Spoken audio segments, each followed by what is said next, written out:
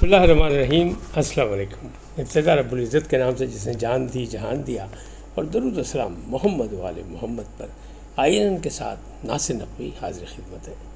ناظرین، خبریں بہت زیادہ ہیں، لیکن چند خبروں پہ ڈیٹیل سے بات کروں گا، باقی سے آپ کو انفارمیشن دوں گا۔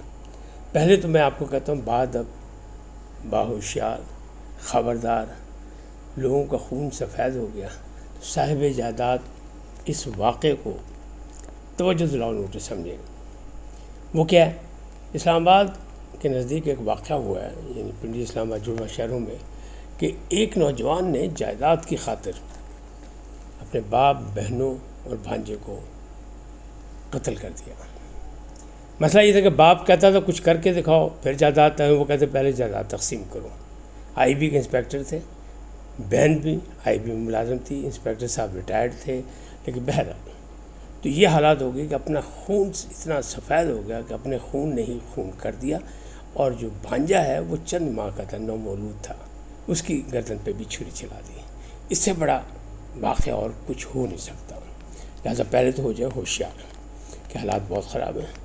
بھارت کے خلاف عالمی عدالت نے سنتاس معاہدے پر فیصلہ دے دیا کہ پاکستان کا پانی نہیں روک سکتے، مغربی دریاؤں پر پن بجلی بنا سکتے ہیں، آپ ہائیڈرو کے لیے استعمال کر سکتے ہیں، لیکن پانی نہیں روک سکتے۔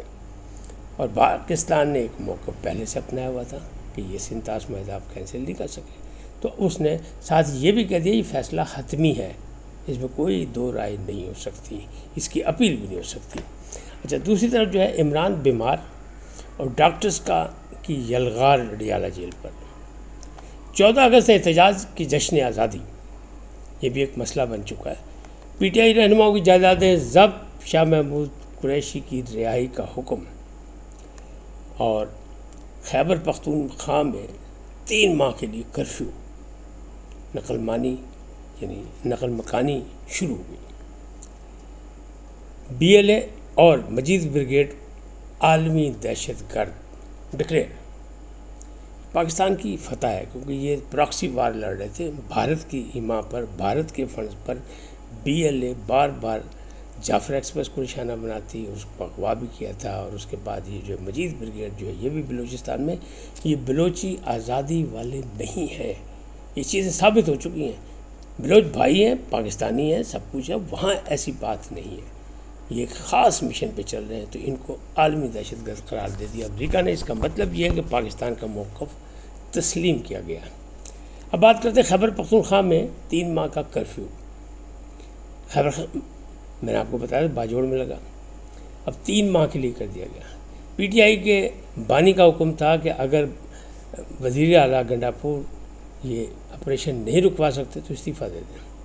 اب باقاعدہ کام شروع ہو گیا، اس لیے کہ 8 جرگے ہوئے۔ جولائی میں آپریشن شروع ہوا تھا باجوڑ میں، لیکن 8 جرگے ہوئے تو وہ معطل ہو گیا تھا، روک دیا گیا تھا۔ 8 جرگے ناکام ہوئے، لہذا باقاعدہ صبح 10 بجے سے 10:30 بجے سے رات 11 بجے تک کا کرفیو، اور لوگوں نے نقل مکانی شروع کر دی، اور وہاں پہ باقاعدہ پناہ گزینوں کے لیے مرکز بھی بنا دیے گئے ہیں تاکہ لوگوں کو محفوظ مقامات پر ان کی زندگیوں کو محفوظ بنایا جا سکے۔ اور یہ سلسلہ جاری ہے، اور وہ کہتے ہیں نہیں، دہشت گردوں کی معافی نہیں۔ اور علاقائی قبائل جو ہے، جو جرگے کے عزمائدین تھے، انہوں نے یہ کہا ہے کہ ہم پاک فوج کے ساتھ ہیں، اور ہم کسی شرپسند کو یہاں بسنے نہیں دیں گے۔ آپ کو یاد ہوگا سوات میں بھی ایسا ہوا تھا، ایک بہت بڑا مارکا آئی تھی، اور پاک فورسز نے پھر ان کو ان کے مقام تک پہنچا دیا تھا، اور وہاں امن قائم ہے، الحمدللہ ابھی تک امن قائم ہے۔ بالکل وہی صورتحال یہاں باجوڑ میں ہوگی، کے پی میں، یعنی 3 ماہ کا کرفیو لگ گیا۔ اب وزیر اعلیٰ کی پوزیشن کیا ہوگی اور عمران خان ان کو کیا کہیں گے؟ بہرحال یہ ان کا اپنا ذاتی مسئلہ ہے۔ اگلی بات کرتے ہیں پی ٹی آئی رہنماؤں کی جائیدادیں ضبط، جن کو سزائیں ہوئیں دہشت گردی کی عدالت سے۔ اس میں ایک آرٹیکل ہے کہ دہشت گردی کی عدالت کا، یا دہشت گردی کے مقدمے میں جب فیصلہ ہو جائے، سزا ہو جائے، تو ایسے ملزمان کی، چاہے وہ دہشت گردی کی عدالت کے جو گراؤ جراؤ وہ مقدمہ ہو یا بغاوت کا مقدمہ ہو، اس میں ان ملزمان کی جائیدادیں ضبط ہوں گی۔ تو حکم یہ آیا ہے کہ ڈاکٹر یاسمین راشد، چودھری اعجاز، محمود الرشید اور سابق گورنر پنجاب عمر سرفراز چیمہ کی جائیدادیں ضبط۔ اچھا یہ کوئی نیا واقعہ نہیں ہے، بڑا شور مچ رہا ہے، اس کی مذمت بھی کی جا رہی ہے، لیکن نیا نہیں ہے۔ عمران خان کے دور میں بھی اسحاق ڈار، نواز شریف ان سب کی ہوا تھا، مشرف کے دور میں بھی ضبط ہوئی تھیں نواز شریف کی جائیدادیں وغیرہ، تو پھر کیا ہوا تھا بعد میں؟ پھر آپ خود دیکھیں، وقت بڑا ظالم ہوتا ہے۔ اب وہی لوگ جو ہیں، یعنی اسحاق ڈار صاحب جن کی جائیداد ضبط ہوئی تھی ماضی میں، وہ آج نائب وزیر اعظم ہیں، وزیر خارجہ ہیں، اور نواز شریف صاحب جو ایک اہم لیڈر ہیں، پہلے بھی وزیر اعظم بنے تھے اور اب بھی ان کی حیثیت ایک مسلمہ ان سے انکار نہیں ہو سکتا۔ تو یہ وقت کی دھارے میں، اس چکی میں چلتا رہتا ہے کام۔ 14 اگست کا احتجاج، 5 اگست کی ناکامی کے بعد جب پیغام دیا گیا عمران خان صاحب کو کہ جناب بڑا کامیاب، ایک جم غفیر آ گیا باہر گھروں سے اور طوفان برپا ہو گیا، سونامی آ گیا، تو عمران خان صاحب نے کہا 14 اگست کو بھی اب احتجاج کریں گے۔ تو بڑا متنازع تھا یہ فیصلہ کہ 14 اگست یوم آزادی، تو اب وہ کہہ رہے ہیں کہ ہے تو یہ حقیقی آزادی کا دن۔ تو پی ٹی آئی میں بھی 2 زبانیں ہیں، ایک کہہ رہے ہیں ہم آزادی کا جشن منائیں گے لیکن حقیقی آزادی کی بات بھی کریں گے، عمران کی رہائی کی بات بھی کریں گے۔ ایک کہہ رہے ہیں اعظم سواتی صاحب اور سلمان اکرم راجہ صاحب کہہ رہے ہیں کہ نہیں، یہ جشن آزادی کا دن ہے، اسے صرف جشن کے موقع پر احتجاج نہیں ہوتا۔ تاہم آج سینٹ میں اور قومی اسمبلی میں بڑا احتجاج کیا پی ٹی آئی نے اور بائیکاٹ بھی کیا۔ اسپیکر قومی اسمبلی نے کہا کہ آئے مذاکرات کریں، بیٹھ کے ہم معاملات حل کرا دیتے ہیں، اور یہ بغیر مذاکرات کے حل نہیں ہوگا۔ لیکن پشاور ہائی کورٹ نے یہ کہا کہ چونکہ اپوزیشن لیڈروں کی نامزدگی روکی جائے، حکومت اپوزیشن لیڈر بنانا چاہتی تھی، تو وہ پشاور ہائی کورٹ سے ایک اجازت نامہ مل گیا کہ ابھی فی الحال روک دیا جائے چند دنوں کے لیے۔ لیکن سوال یہ ہے کہ ایک انتخاب ہونا ہے چیف الیکشن کمشنر کا، اس کے لیے قائد ایوان یعنی حکومتی طبقہ اور اپوزیشن کے آپس میں مذاکرات ہونے، دونوں کی مرضی سے اس نے بننا ہے۔ تو وہ جناب پھر مسئلہ کھٹائی میں چلا گیا، اور پھر وہ جناب چیف الیکشن کمشنر تو وہ بھی بیٹھے رہیں گے، پھر یہ مسئلہ بھی ہے۔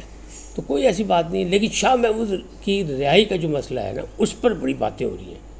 اب سوال یہ ہو رہا ہے کہ وہ رہائی کے بعد کیا کریں گے۔ تو ایک تو سیدھی سی بات میں پہلے بھی کہہ چکا ہوں کہ رہائی کے بعد وہ پرویز الہی والے فارمولے پہ پہلے تو اپنے طبی معائنہ کرائیں گے، اپنے صحت و تندرستی کی باتیں کریں گے، پھر وہ اپنی گدی نشینی پہ بیٹھ جائیں گے اور بچوں کے لیے دعائیں کیا کریں گے، ان کے مستقبل کے لیے، کیونکہ ان کی بیٹی اور بیٹا جو ہے ذہن قریشی، وہ بڑے اہم کردار ادا کر رہے ہیں سیاست میں، لہٰذا ان کے لیے کریں گے۔ لیکن پی ٹی آئی ان کو مانے گی نہیں، اپنا وائس چیئرمین نہیں مانے گی۔ ویسے بھی اب تو گوہر خان صاحب کی کوئی نہیں مانتا، تو ان کی کون مانے گا جو وائس چیئرمین ہے۔ بہرحال انہیں 2 سال قید کاٹے ہیں، ابھی ان کے پاس ایک آدھ مقدمہ ہے، لیکن وہ ایسا ہے کہ جس میں ان کی رہائی ہو سکتی ہے، ضمانت ہو سکتی ہے، بلکہ حکم دے دیا گیا ہے کہ ان کو رہا کر دیا جائے، جس کا مطلب وہ مقدمے بھگتیں گے۔ بہرحال اب بات کرتے ہیں عمران کی بیماری کی۔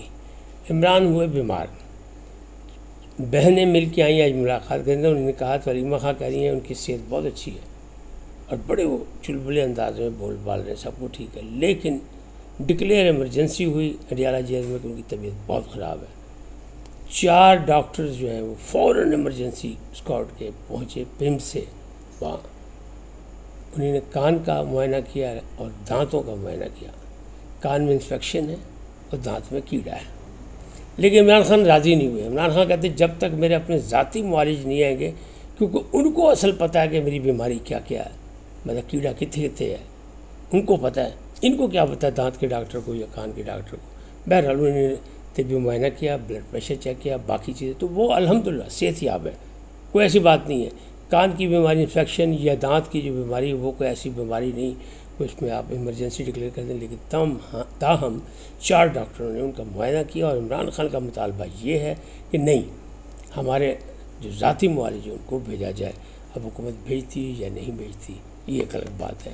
اب یہ سارے جو معاملات ہیں یہ آہستہ آہستہ اپنے انجام کی طرف پہنچ رہے ہیں۔ جائیدادوں کی ضبطی ہو یا بھارت کی بات کریں تو بھارت کو پیر شکست ہو رہی ہے، بار بار شکست ہو رہی ہے، شکست در شکست ہو رہی ہے۔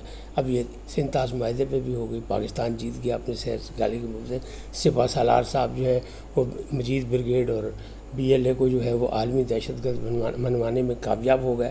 تو اس پر وہاں ابھی تک رولا رپئی ہے، اور اسی جذباتیت میں باہر کا الیکشن جو ہے وہ جیتنے کے لیے انہوں نے رولا مچایا، اور وہاں پہ سے ثابت ہو گیا کہ وہاں مردوں کے بھی ووٹ بنے ہیں، راہل گاندھی نے ایسے نہیں شور مچایا.